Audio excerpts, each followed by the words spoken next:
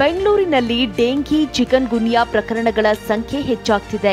ಕಳೆದ 2 ತಿಂಗಳಲ್ಲಿ 873 dengue chicken ಗುನ್ಯಾ positive ಕೇಸ್ಗಳು ದಾಖಲಾಗಿವೆ.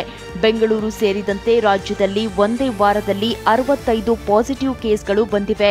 ನಗರದಲ್ಲಿ ಡೆಂಘಿ ತಾಂಡವವಾಡುತ್ತಿದ್ದಂತೆ ಬಿಬಿಎಂಪಿ ಮುಂಜಾಗ್ರತಾ ಕ್ರಮ ಕೈಗೊಳ್ಳಲು ಮುಂದಾಗಿದೆ.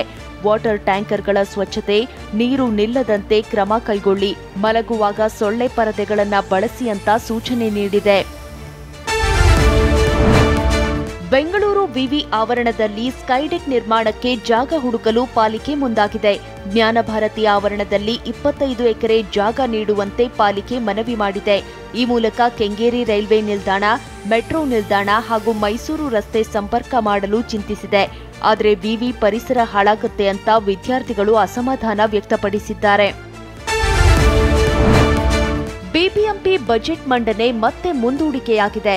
ನಾಳೆ ಮಂಡನೆಯಾಗಬೇಕಿದ್ದ ಬಜೆಟ್ ಅನ್ನ ಮಾರ್ಚ್ 29ರಂದು ಮಂಡಿಸಲು ಬಿಬಿಎಂಪಿ ಮುಂದಾಗಿದೆ. ಈ ಹಿಂದೆ ಗುರುವಾರ ಬಜೆಟ್ ಮಂಡನೆಗೆ ಸಿದ್ಧತೆ ನಡೆಸಲಾಗಿತ್ತು. ಈ ಮೂಲಕ 3ನೇ ಬಾರಿ ಬಿಬಿಎಂಪಿ ಬಜೆಟ್ ದಿನಾಂಕ ಬದಲಾವಣೆಯಾಗಿದೆ. ಕಾರಣಾಂತರಗಳಿಂದ ಮುಂದೂಡಿಕೆ ಎಂದು ಬಿಬಿಎಂಪಿ ಮಾಧ್ಯಮ ಪ್ರಕಟಣೆ ಹೊರಡಿಸಿದೆ.